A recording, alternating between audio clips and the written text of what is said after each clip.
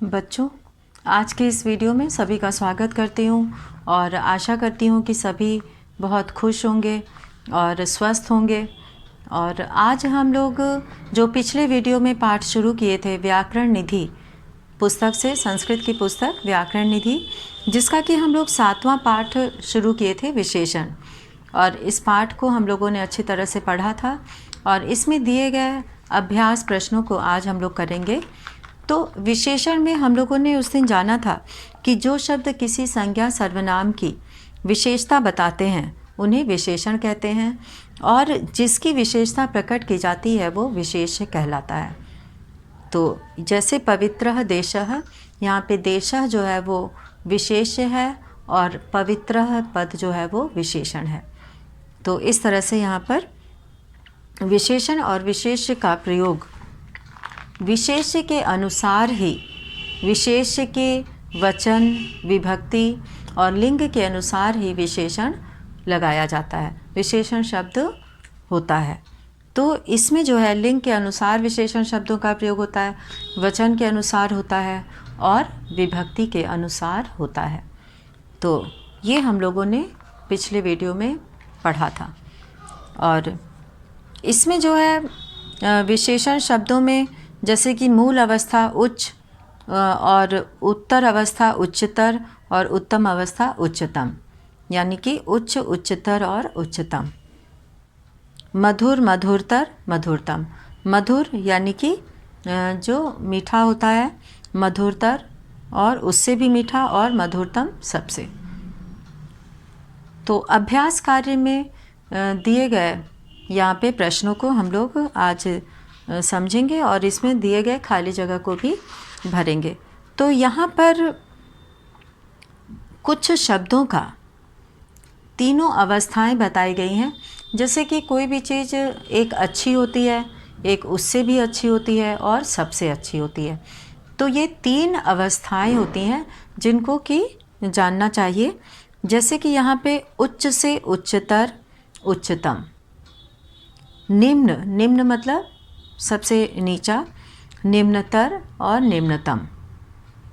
मधुर, मधुरतर और मधुरतम। मधुर, मधुरतर मतलब मधुर से भी अच्छा, और मधुरतम मतलब मधुरतर से भी अच्छा, यानी कि सबसे उच्च कोटि का। प्रिय, प्रियतर, प्रियतम। शुभ्र, शुभ्रतर, शुभ्रतम। सुंदर, सुंदरतर, सुंदरतम।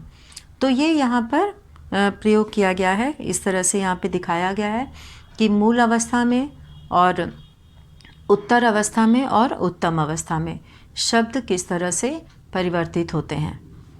और अब हम लोग यहाँ पर देखेंगे अभ्यास कार्य। और अभ्यास कार्य में जो दिया हुआ है पहला प्रश्न, पहले प्रश्न में जो है वो दिया है कि निम्नलिखित वाक्यों में शुद्ध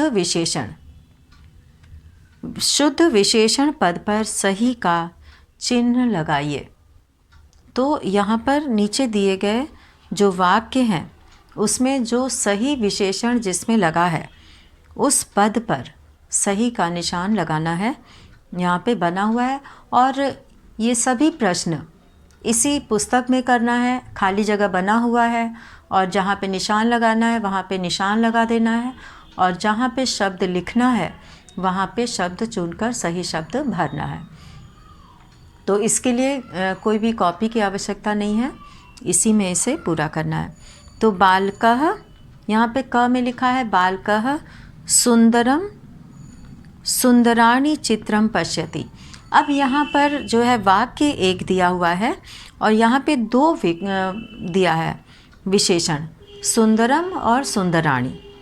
तो यहाँ पे सुंदरम, चित्रम, चित्रम जो है वो नपुंसक लिंग है, तो यहाँ पे सुंदरम पद का प्रयोग चित्रम के अनुसार लिखा जाएगा, क्योंकि चित्र की विशेषता बताई जा रही है कि वो सुंदर है। तो यहाँ पे विशेषण चित्र के अनुसार है, तो चित्रम के अनुसार यहाँ पे सुंदरम जो है वो उचित विकल्प है, उचित शब्द है।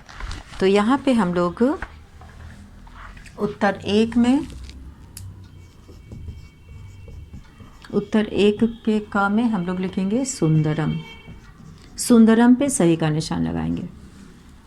तो यहाँ पे सुंदरम पर जो है वो सही का निशान लगाना है। और ख है कृष्णौ। कृष्णौ, कृष्णः पिकः कूजति। अब यहाँ पे पहले वाक्य का अर्थ देखते हैं। कृष्णौ, कृष्णौ मतलब काले, और कृष्णः काला। दोनों में अंतर ये है कि कृष्णः एक वचन है और कृष्णौ द्विवचन है। तो यहाँ पे हम देखेंगे कि विशेष किस वचन का है। तो पिकः, पिकः मतलब कोयल। कूजति, कूकती है। कोयल जो है वो अपनी आवाज़ निकालती है, कूकती है।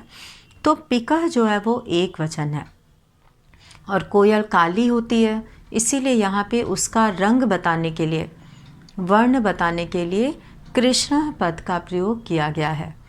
तो कृष्ण पद जो है वो एक वचन है और कृष्णो द्विवचन है। और यहाँ पे विशेष एक वचन का होने से हम लोग एक वचन का विशेषण लिखेंगे। तो यहाँ पे ख में हम लोग लिखेंगे, निशान लगाएंगे कृष्ण पे।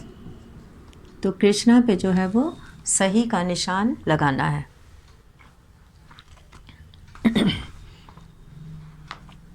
तो इसका ये वाक्य बन जाएगा। पहला बनेगा बालकः सुंदरम चित्रम पश्यति, और दूसरा वाक्य बनेगा ख का कृष्णः पिकः कूजति, काली कोयल कूकती है। अब यहाँ पे ग दिया हुआ है। ग में दिया है सह। सह मतलब वह। यहाँ पे पुल्लिंग में वह के लिए एक वचन में सह का प्रयोग किया जाता है। उष्णे, उष्णे यानी कि गरम, ये द्विवचन के लिए प्रयोग होता है। और उष्णम, उष्णम मतलब भी गरम होता है एक वचन के लिए। दुग्धम, दूध। पीबती, पीबती पीता है। सह मतलब वह, पुल्लिंग है इसलिए हम लोग इसका अर्थ पीता है करेंगे। तो सह मतलब वह। दुग्धम, यहाँ पे दूध की विशेषता बताई जा रही है कि दूध गर्म है कि ठंडा है, कैसा है। तो यहाँ पे दुग्धम जो है वो दुग्धम के अनुसार ही हम लोग यहाँ पे विशेषण का प्रयोग करेंगे। तो उष्णम जो है वो सही शब्द है। उष्णम दुग्धम, उष्णम, यहाँ पे उष्णम दुग्धम। तो उष्णम जो है वो इस पर निशान लगाना है। गरम दूध, दुग्धम मतलब दूध। पीबती, पीबती मतलब पीता है। अब यहाँ पे हम लोग ग तक कर लिए। सुंदरम, सुंदर, कृष्ण, काला, उष्णम, गरम। उष्णम शब्द का अर्थ होता है गरम और शीत का अर्थ होता है ठंडा। अब यहाँ पे हम लोग घ का देखेंगे कि घ में क्या पूछा जा रहा है। तो घ में पूछा जा रहा है कि अहम मधुराणी। अहम मतलब मैं, मधुराणी, मधुर, मधुरे। मधुराणी और मधुरे ये दो विशेषण पद दिया गया है और ये किसकी विशेषता बता रहे हैं? फलानी, फलों की। फलानी पद जो है वो बहुवचन होता है। फलम एक वचन, फले द्विवचन, फलानी बहुवचन। फलम, फले, फलानी। तो यहाँ पर जो है वो फलानी बहुवचन है और नपुंसक लिंग पद है। तो यहाँ पे मधुराणी जो है वो बहुवचन है और मधुरे द्विवचन है। तो जब विशेष जिस वचन का होता है तो विशेषण भी उसी वचन का हम लोग लिखते हैं। तो यहाँ पे फलानी बहुवचन है और फल की विशेषता बताई जा रही है कि वो मधुर है अर्थात मीठा है। तो यहाँ पे फलानी बहुवचन है इसलिए हम लोग मधुराणी को चुनेंगे। तो घ में हम लोग लिखेंगे, सही निशान लगाएंगे मधुराणी पर। ठीक, मधुराणी पर हम लोग सही का निशान लगाएंगे। और अब है यहाँ पे अंगा। इसमें हम लोग देखते हैं कि क्या लिखा है। यहाँ पे निशान लगाया गया है ऑब्लिक का, यानी कि पहले और दूसरे इसमें किसी एक को निशान लगाना है। तो यहाँ पे अम्बा, अम्बा मतलब माता, श्वेतम, श्वेतम मतलब सफ़ेद होता है, कृष्णा मतलब काला और श्वेतम मतलब सफ़ेद। तो अम्बा श्वेतम, श्वेतानी, श्वेतानी बहुवचन हो गया और श्वेतम एक वचन हो गया। पुष्पाणि फूल, आनयति, आनयति लाती है। तो अम्बा श्वेतम श्वेतानी, तो श्वेतम और श्वेतानी में से हमें एक पर सही का निशान लगाना है। तो यहाँ पे हम लोग देखेंगे कि ये किसकी विशेषता बता रहे हैं। तो ये पुष्पाणि फूलों की, पुष्पाणि बहुवचन है, पुष्पम पुष्पे पुष्पाणि होता है, तो पुष्पाणि बहुवचन है और उसकी विशेषता बता रहे हैं।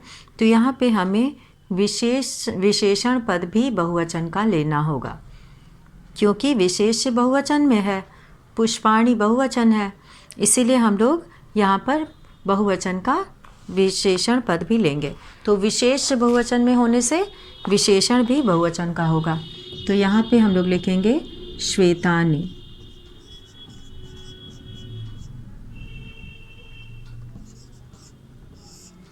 श्वेतानि पुष्पाणि, तो ये दोनों में बहुवचन है, श्वेतानि में भी और पुष्पाणि में भी। तो इस तरह से हम लोगों ने पहला प्रश्न किया जिसमें कि सही का निशान लगाना था और दो विशेषण पद दिए गए थे और उसमें वचन का ध्यान देते हुए और विशेष्य के अनुसार हम लोगों ने विशेषण का चुनाव यहाँ पर किया है। और अब हम लोग बढ़ते हैं आगे प्रश्न 2 पर। प्रश्न 2 में लिखा हुआ है कि निम्नलिखित वाक्यों में उचित विशेषण पदों से रिक्त स्थान पूर्ति कीजिए। तो निम्नलिखित वाक्यों में यहाँ पे वाक्य दिया हुआ है और एक जगह खाली है। तो निम्नलिखित वाक्यों में उचित विशेषण पदों से रिक्त स्थान पूर्ति कीजिए।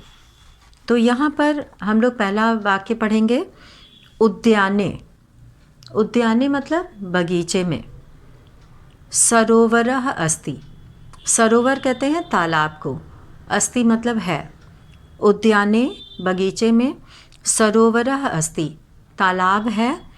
अब यहाँ पे कोष्ठक में शब्द दिया गया है, इसमें उचित विशेषण लगाना है। यहाँ पे विभक्ति जो है वो लगाकर, विभक्ति लगाकर इसको जो है विशेष्य के अनुसार बनाकर हमें इस विशेषण को लिखना है। तो यहाँ पे हम लोग लिखेंगे उद्याने सरोवरः अस्ति। तो उद्याने मतलब बगीचे में, सरोवरः अस्ति तालाब है। अब वो कैसा तालाब है, सरोवरः ये एक वचन है, तो यहाँ पे हम लोग विशाल में जो है वो सरोवरः पुल्लिंग है, तो विशाल में विसर्ग लगाएंगे, प्रथमा विभक्ति एक वचन का, यहाँ पे विशालः हो जाएगा। तो यहाँ पे उत्तर 2 में हम लोग क में लिखेंगे, खाली जगह में लिखेंगे विशालः, ये खाली जगह में प्रयोग होगा। और अब हम लोग यहाँ पे दूसरा वाक्य पूरा करते हैं। पहले वाक्य में तो हम लोगों ने यहाँ पे सरोवरः के अनुसार ही विभक्ति वचन हम लोगों ने लगाया है विशाल में। तो यहाँ पे हमें ध्यान देना है कि किसकी विशेषता बताई जा रही है और वो किस विभक्ति वचन का है। तो यहाँ पे विशालः विभक्ति वचन और लिंग इन तीनों का ही ध्यान रखना है। तो इसी को देखते हुए यहाँ पे विशेषण पद का प्रयोग करना है। अब है यहाँ पे ख, जनकः, जनक कहते हैं पिता को, जनकः जलम पीबति, जलम मतलब पानी, पीबति मतलब पीता है, जनकः पिता जलम पीबति पानी पीता है। अब कैसा पानी पीता है, ये किसकी विशेषता यहाँ बताई जा रही है, तो जल की विशेषता बताई जा रही है और जल के लिए हमें विशेषण यहाँ पे लिखना है क्योंकि जल के पहले यहाँ पर खाली जगह है। तो यहाँ पे शीतल पद दिया गया है, शीतल शब्द दिया गया है और इसे हमें उचित प्रयोग करके यहाँ पे भरना है। जलम जो है वो नपुंसक लिंग है। जलम, जले, जलानि। जलम एक वचन, जले द्विवचन और जलानि बहुवचन। तो जलम, जले, जलानि है तो यहाँ पे शीतल पद जो है वो शीतल पद दिया हुआ है, तो जलम के अनुसार ही हम लोग शीतल पद में भी प्रयोग करेंगे, तो शीतलम हो जाएगा। शीतलम जलम। तो वाक्य क्या बनेगा? जनकः शीतलम जलम पिबति। जनकः शीतलम जलम पिबति। तो यहाँ पे ख में हम लोग भरेंगे शीतलम। शीतलम जलम पिबति। पिता शीतल जल पीते हैं। अब हम लोग यहाँ पे देखेंगे ग, और ग में यहाँ पे वाक्य दिया है, खाली जगह पहले दिया है, फिर दिया है बालकाः, यानी कि इसको देखकर ये समझ में आता है कि हमें बालकाः के लिए विशेषण का प्रयोग करना है। तो बालकाः पद जो है वो बहुवचन का है, बालकः एक वचन, बालकौ द्विवचन, बालकाः बहुवचन। तो इसके लिए हम लोगों को जो विशेषण प्रयोग करेंगे वो भी बहुवचन का होना चाहिए। और ये पुल्लिंग है, तो यहाँ पे हम लोग पुल्लिंग का प्रयोग करेंगे। बालकाः यानी लड़के, बहिः, बहिः का अर्थ होता है बाहर, क्रीडन्ति खेल रहे हैं, लड़के बाहर खेल रहे हैं। अब यहाँ पे कैसे लड़के हैं वो? चपल, चपल का प्रयोग किया गया है। यहाँ पे चपल जो है इसका अर्थ है चंचल, जो बहुत नॉटी होते हैं, बहुत हंसमुख होते हैं, उनको चंचल कहा जाता है। तो उसके लिए चपल शब्द का प्रयोग होता है संस्कृत में, चंचल। तो चपल में जो है हम लोग बहुवचन का प्रयोग करेंगे। तो बालकाः है तो यहाँ पे चपल से चपलाः हो जाएगा। चपलाः, चपलाः बालकाः, बहिः क्रीडन्ति। चपलाः बालकाः, बहिः, यहाँ पे चपलाः का अर्थ हो गया चंचल, जो है वो बहिः क्रीडन्ति मतलब खेल रहे हैं। ये सब खाली जगह में भरना है, और ये पुस्तक में ही भरना है, अलग से नहीं करना है इसे। व्याकरण की पुस्तक में इसे पेंसिल से भर देना है। और अब है यहाँ पे घ। घ में दिया है सुंदर शब्द दिया है विशेषण के लिए। तो सुंदर यहाँ पे सह का प्रयोग है। यहाँ पे सह जो है वो विशेषण के लिए प्रयोग है। तो सह सुंदरम चित्रम पश्यति। यहाँ पे सह यानी कि वह चित्रम पश्यति, चित्र देखता है। चित्रम पश्यति, चित्र देखता है। चित्रम यहाँ पे नपुंसक लिंग शब्द है। चित्रम, चित्रे, चित्राणि। और ये कर्म में यहाँ पे द्वितीय विभक्ति में भी चित्रम, चित्रे, चित्राणि होता है, क्योंकि नपुंसक लिंग का प्रथमा और द्वितीय एक जैसा होता है। तो यहाँ पे वह चित्र देखता है। अब चित्र की विशेषता क्या है ये हमें यहाँ पर लिखना है। तो सुंदर पद दिया है, यहाँ पे सुंदर शब्द लिखा हुआ है कोष्ठक में, और सुंदर को जो है हमें यहाँ पर प्रयोग करना है, उचित प्रयोग करना है। तो सह चित्रम विशेष्य है, चित्रम के अनुसार ही हम लोग सुंदर शब्द को लिखेंगे। तो यहाँ पे सह सुंदरम चित्रम पश्यति। चित्रम जो है वो चित्र को देखता है, तो यहाँ पे सुंदरम, सुंदरम,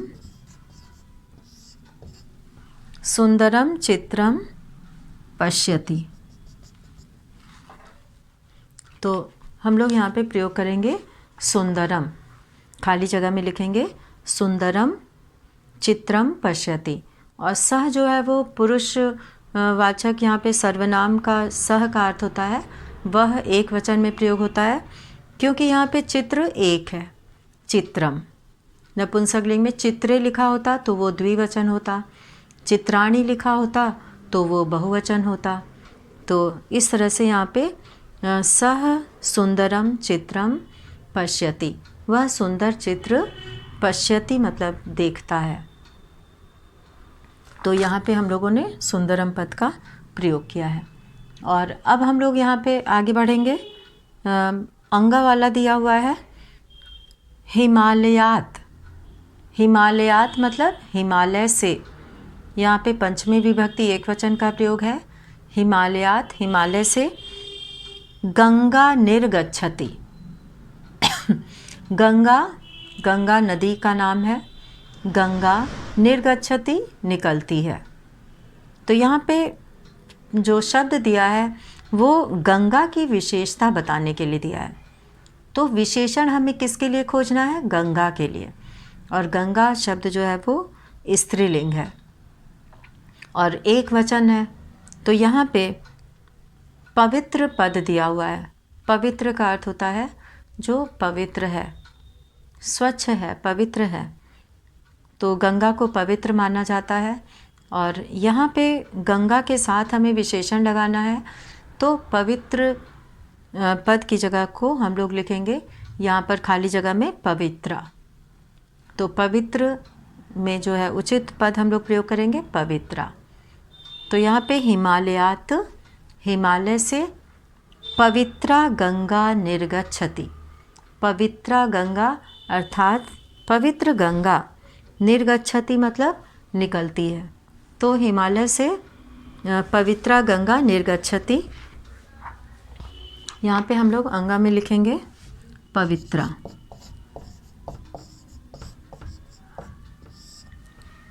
तो ये खाली जगह में हम लोग भरेंगे। गंगा के अनुसार इसका प्रयोग किया गया है स्त्रीलिंग में पवित्रा। तो हम लोगों ने पहला और दूसरा प्रश्न यहाँ पे पूरा किया है। और अब हम लोग यहाँ पर देखते हैं कि तीसरे प्रश्न में क्या करना है। तो प्रश्न 3 में प्रश्न 2 में तो जो कोष्ठक में दिया था शब्द, उसमें हमें विभक्ति वचन का प्रयोग करके विशेष्य के अनुसार उसे खाली जगह में लिखना था। तो ये खाली जगह में लिखा जाएगा और बाकी वाक्य जैसा है और उसे लिखने की आवश्यकता भी नहीं है क्योंकि इसे पुस्तक में ही पूरा करना है। प्रश्न 3 में दिया है क में क स्तंभ से। यहाँ पे क स्तंभ से ख स्तंभ का मिलान कीजिए। यानी क में जो दिया हुआ है यहाँ पे विशेष दिया हुआ है, उसे ख में दिए गए विशेषण दिया हुआ है क वाले कॉलम में, क स्तंभ में, और ख के विशेष से मिलाना है। तो यहाँ पर सबसे पहले हम लोग देखेंगे कि क में कौन कौन सा जो है वो विशेषण पद दिया गया है, उसका क्या अर्थ है। तो यहाँ पर जो सबसे पहले दिया है अधमाह। अधमाह कहते हैं निम्न सोच वाले, छोटी सोच वाले लोगों को। ऐसे जनाह, ऐसे लोग जिनकी सोच छोटी होती है, तो अधमाह कहते हैं निम्न प्रकृति के लोग। और विशालान, विशाल कहते हैं बड़े को। उत्तमे यानी कि यहाँ पे द्विवचन का प्रयोग है। उत्तम मतलब अच्छा, बहुत अच्छा। कृष्ण का प्रयोग वर्ण के लिए किया जाता है, रंग के लिए किया जाता है। तो कृष्ण का अर्थ होता है काला। मनोहराणी, मनोहराणी मन को अच्छा लगने वाला, मनोहर शब्द का प्रयोग करते हैं। तो यहाँ पे बहुवचन होने से मनोहराणी हो गया है। मनोहरम, मनोहरे, मनोहराणी। ये एक वचन, द्विवचन और बहुवचन में इस तरह का रूप बनता है। तो ये यहाँ पे लिखा है क में ये जो विशेषण पद दिया गया है। अब हम लोग देखते हैं ख में विशेष पद क्या है। तो विशेष पद में दिया है कन्ये। कन्ये कन्या का द्विवचन का रूप है। कन्ये अर्थात 2 कन्याएं। काकः 1 कौवा। भवनानि बहुत से भवन। जनाः बहुत से लोग। पर्वतान पर्वत। तो अब हम लोग यहाँ पे मिलाएंगे। सबसे पहले यहाँ पे लिखेंगे अधमाह। अधमाह यानी कि निम्न प्रकृति के कौन होते हैं? लोग होते हैं। तो यहाँ पे हम लोग तीसरे के क को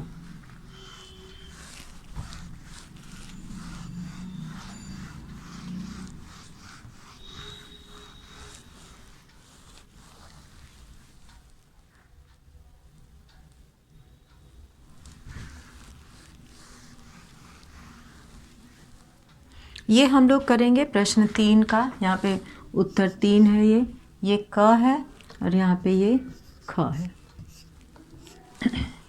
अब इसमें जो है वो अधमाह, अधमाह को हम लोग मिलाएंगे जनाह से, जनाह। दूसरा है विशालान, विशालान, विशाल यानी कि बड़े क्या होते हैं, पर्वतान, पर्वत पहाड़ बड़े होते हैं, इसलिए पहाड़ की, पर्वत की विशेषता यहाँ पर विशालान बताया गया है, पर्वतान, विशालान पर्वतान। तो इसके अनुसार ही यहाँ पे जो है विभक्ति वचन का इसमें प्रयोग हुआ है। उत्तमे, उत्तमे अर्थात उत्तम यहाँ द्विवचन का प्रयोग है। तो उत्तमे यहाँ पे कन्ये, द्विवचन में जो शब्द है यहाँ पे कन्ये है, कन्या लड़की, और कन्ये मतलब 2 लड़कियाँ, कन्ये। तो इसको हम लोग इससे मिलाएंगे। अब है कृष्ण, कृष्ण का अर्थ होता है काला, कृष्ण का अर्थ होता है काला, और यहाँ पे काका दिया हुआ है, कौवा जो है काला होता है, तो हम लोग इसको काका से मिलाएंगे। और अब इसमें अंतिम दिया है मनोहराणी, मनोहराणी, मनोहर मन को अच्छा लगने वाला, मनोहर, बहुवचन होने से मनोहराणी है। तो अब यहाँ पे एक भवनानी बहुवचन दिया हुआ है, तो यहाँ पे हम लोग मनोहराणी के साथ प्रयोग करेंगे भवनानी का, भवनानी। तो ये सही जो है मिलान हुआ क और ख में, विशेषण का विशेष्य के साथ। तो इस तरह से हम लोगों ने तीसरा प्रश्न पूरा किया। और अब जो चौथे प्रश्न में दिया हुआ है, कोष्ठक में दिए गए, यहाँ पे कोष्ठक में दिए गए विशेषण पदों में से उचित विकल्प चुनिए। तो कोष्ठक में 3 विकल्प दिया गया है, रम्या, रम्याः और रम्यम। तो यहाँ पे कोष्ठक में जो दिए गए विशेषण पद में से उचित विकल्प चुनना है। तो इसमें वाटिका दिया हुआ है, क में वाटिका दिया है, और वाटिका जो है वो एक वचन है, वाटिका एक वचन है। तो यहाँ पे हम लोग उत्तर 4 में कि क में एक वचन के लिए हम लोग यहाँ पे रम्या, रम्याः, रम्यम दिया हुआ है। तो यहाँ पे रम्या का हम लोग प्रयोग करेंगे रम्या वाटिका। तो यहाँ पे हो जाएगा रम्या वाटिका। और ख में हम लोग देखेंगे यहाँ पे दिया हुआ है कपोतः, कपोतः मतलब कबूतर। यहाँ पे कपोतः का अर्थ है कबूतर। तो ये कपोतः एक वचन में है, श्वेतौ, श्वेते और श्वेतः। तो यहाँ पे श्वेतः का प्रयोग करेंगे, श्वेतः कपोतः, श्वेतः कपोतः। और अब है ग कन्ये, 2 कन्याएं, यहाँ पे 2 कन्याएं हैं। तो इसमें जो है हम लोग यहाँ पे चतुरे, चतुरौ, चतुराय। तो यहाँ पे कन्ये है तो हम लोग चतुरे का प्रयोग करेंगे, चतुरे। और घ में हम लोग यहाँ पर अब देखते हैं क्या लिखा है। घ में लिखा है जनाय, यानी कि लोगों के लिए, जनाय लोगों के लिए। तो कैसे लोगों के लिए विशेषण लिखना है यहाँ पर, उत्तमाय उत्तम लोगों के लिए, उत्तमे 2 उत्तम लोगों के लिए, उत्तमाः कई उत्तम लोगों के को। तो यहाँ पे जनाय जो है वो चतुर्थी विभक्ति का प्रयोग है। तो यहाँ पे उत्तमाय हम लोग चतुर्थी विभक्ति का प्रयोग करेंगे। तो यहाँ पे हो जाएगा उत्तमाय, उत्तमाय। और अब हम लोग यहाँ पे अंग वाला देखेंगे, चंद्र। चंद्र का अर्थ होता है चंद्रमा, यहाँ पे चंद्रमा। तो चंद्र एक वचन है, प्रथमा विभक्ति का प्रयोग है। और पुल्लिंग है ये, तो शीतला, शीतलम और शीतला। तो यहाँ पे शीतला स्त्रीलिंग में हो गया, तो यहाँ पे शीतलम नपुंसक लिंग में हो गया। तो चंद्र पुल्लिंग का है, तो हम लोग यहाँ पर शीतला पद का प्रयोग करेंगे यहाँ पे इसके लिए। तो अब हम लोग यहाँ पे करते हैं ये शीतला का प्रयोग अंग के लिए। चंद्र, शीतल, चंद्र। उच्चारण से भी ये समझ में आता है कि दोनों में एक जैसा ही प्रयोग है, विभक्ति वचन और लिंग एक सेम है।